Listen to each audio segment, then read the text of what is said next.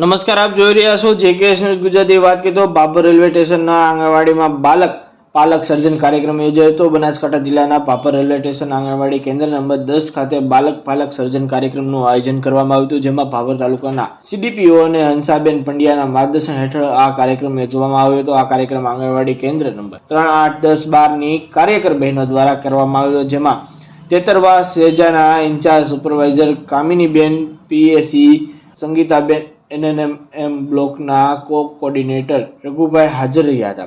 CDPO Hansaben Pandya દ્વારા બાળકો અને વાલીઓને માર્ગદર્શન આપવામાં આવ્યું હતું. આ કાર્યક્રમમાં આંગણવાડી કાર્યકર વિધિબેન ગોકલાણી અને ભનુબેન રાવળ, પ્રેમિલાબેન પરમાર, જરીનાબેન ઘાંચી દ્વારા કાર્યક્રમનું આયોજન કરવામાં આવ્યું હતું, જેમાં બાળકોને વિવિધ પ્રવૃત્તિ કરવામાં આવી હતી, જેમ કે છાપકામ, દોરીથી કાગળમાં ડિઝાઇનો પાડવામાં આવી હતી અને સાથે સાથે મંગળવારના દિવસે અન્નપ્રાશન દિવસની ઉજવણી કરવામાં આવી હતી. જેકેએસ ન્યૂઝ સાથે કિરણ ઠાકોર, ભાભર.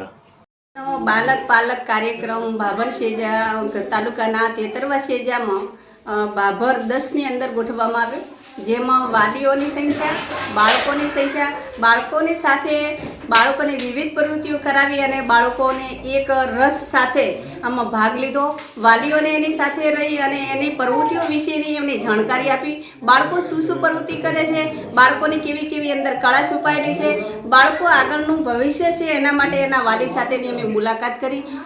વાલીઓને સમજ આપી કે એમના બાળકોની અંદર જે કળા છુપાયેલી છે એ અમારી આંગણવાડી કાર્યકર બેન દ્વારા બાળે કાઢવામાં આવે છે અને એ પણ બાળક આગળમાં જશે તો બાળક કંઈક બનશે અને અત્યારનો જે બાળકનો 70% વિકાસ છે એ અમારી આંગણવાડીમાંથી થાય છે. એટલે અમે બાળકના વાલી સાથે, બાળક સાથે અમે વિવિધ પ્રવૃત્તિ કરી અને આજનો બાલક પાલક કાર્યક્રમ ભાભર કેન્દ્ર નંબર 10 ની અંદર કરેલો.